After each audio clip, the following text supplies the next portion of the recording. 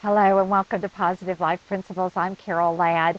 And as I film these little Positive Life Principle segments, I think you've probably noticed that I don't film in a studio. I film around different places around my house.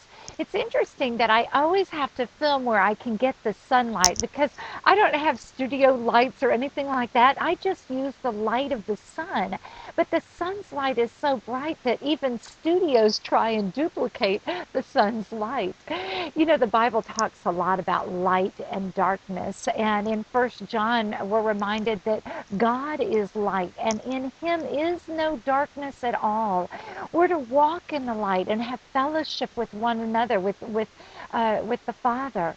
And so as I think about the different contrasts between light and darkness, I think about how powerful the sunlight is and how when it's shining through the window, I can see a lot of dirt that I normally wouldn't see because the sun's light is so bright. So the light of the sun, it exposes dirt, it exposes darkness. The light also guides our path at night. I remember when I was a camp counselor and I would depended on that flashlight to get us on our pathway and to help us guide us through the darkness. And certainly we need God's light in our life to guide us and direct us.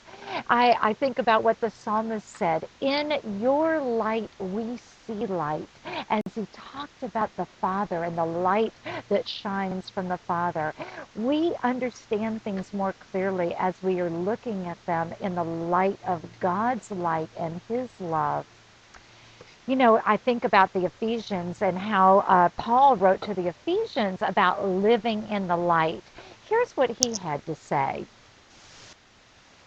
Paul wrote, "For you were once in darkness, but now you are light in the Lord." And certainly that reminds me of what Jesus himself said, that you are the light of the world. Let your light so shine among men that they may see your good works and glorify the Father. So now I think about what Paul is writing here to the Ephesians. Live as children of the light, for the fruit of the light consists in all goodness, righteousness, and truth. And find out what pleases the Lord. Have nothing to do with the fruitless deeds of darkness, but rather expose them. Well, isn't that true? The sunlight exposes the darkness and the smudges and the dirt. For it is shameful even to mention what the disobedient do in secret.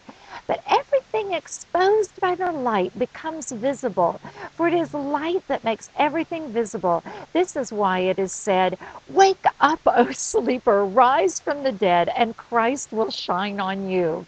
Well, I think it's interesting that Paul talks about waking up, because that's another quality of light. It wakes us up in the morning. The light wakes us up and stirs us and helps us to see clearly.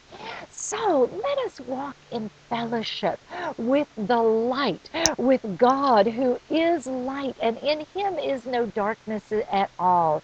When we walk in fellowship with him, we walk in the light, and we recognize that we are able to see our path, but we are also able to recognize the deeds of darkness and expose them.